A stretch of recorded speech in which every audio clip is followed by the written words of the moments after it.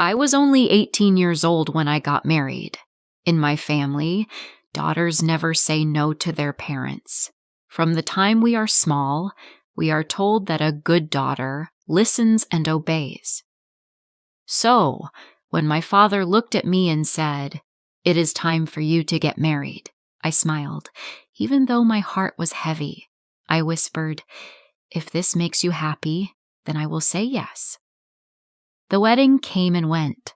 I wore the dress. I smiled for the pictures. I did everything that was expected of me. Days turned into weeks and weeks into months, but inside, my heart was empty. Many nights I sat by the window asking myself, is this really all there is to life? Just living for others? Just doing what they say? 2 years passed like this. Then one night, everything changed. My husband was driving the car. It was late, and the road was dark and quiet. I was sitting by the window, looking at the stars. Suddenly, the car shook. It turned sharply off the road. My husband had fallen asleep while driving.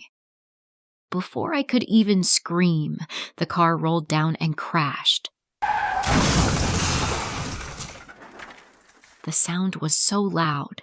Glass broke into pieces, metal twisted. My body was thrown forward, and pain shot through me like fire. In that moment, my husband jumped out of the car and ran to save himself. I am glad he lived, but I was left trapped inside. People from nearby came running. They pulled me out quickly, but they didn't know how badly I was hurt. While they dragged me, my back broke even more. When I opened my eyes again, I was in a hospital bed. My right arm was broken. My wrist was broken. My shoulder and collarbone were broken. My ribs were broken too, but the biggest wound was on my spine. I stayed in the hospital for 2.5 months. Those days felt endless. Nights were the hardest. The room was silent except for the ticking clock and the beeping machines. I lay awake, staring at the ceiling, asking, why me? Why am I still alive? One morning, a doctor stood near my bed.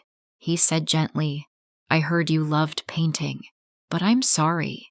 You will not be able to paint again. The next day, another doctor came. His voice was firm. Your spine is badly injured.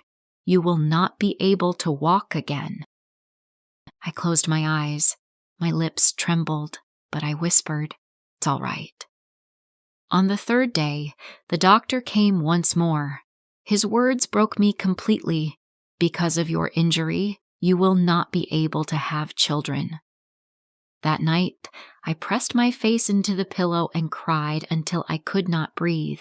I thought, if I cannot walk, cannot paint, cannot be a mother, then why am I alive at all?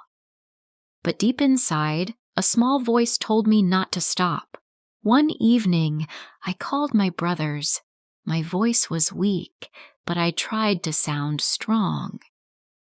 I know my hand is not steady, I told them, but I cannot look at these white walls anymore. Please bring me some colors and a canvas. I want to paint again. The next day, they came with paints and brushes. My hand shook as I picked up the brush. It felt heavy, but when I dipped it into bright color and made the first stroke, I felt a spark inside me. Stroke by stroke, I filled the canvas. The lines were not straight, but they were mine. People who passed by stopped to look. So beautiful, so bright, they said. They saw colors, but they didn't see the tears running down my cheeks. They didn't feel the pain hidden in every stroke. That was the day I found my voice again. Without saying a single word, I told my story through my painting, and in that moment, I made a promise. From now on, I will live for myself, not to be perfect for others. I began to face my fears, one by one. My first fear was divorce. I worried about what people would say, but I reminded myself, fear is only in my mind. It cannot control me, so I let him go. When I later heard that he had married again, I did not cry. I held my phone, typed a message, erased it, typed again, and finally sent, "I am happy for you. I wish you the best." And I truly meant it. My second fear was that I could not become a mother. This thought hurt the most, but then I reminded myself, a child is not only born from the body, a child is born from love I decided I would adopt. I sent my name to many organizations. 2 years passed. Then one morning, the phone rang. "There is a baby boy," the voice said. "Would you like to adopt him?" My heart leapt. Tears rolled down my face. "Yes, yes! Please bring him to me." When I held him in my arms for the first time, he was just 2 days old. So tiny, so soft, smelling of milk. He opened his little eyes, and in that instant, I became a mother. Life in a wheelchair is not easy. The hardest part is not the pain in my body. The hardest part is the way people look at me. In a world that loves perfection, it hurts to feel different. But I decided I will not hide. I painted more. I modeled for clothes. I hosted TV shows. I stood on stage and spoke about women, about children, about hope. Each time I was afraid, but each time I grew stronger. Slowly, people began to see me. Not the chair, not the broken body, but me. And I learned something. When you accept yourself, the world begins to accept you too. We all make plans. We all think, this is how my life will be. But life does not always listen.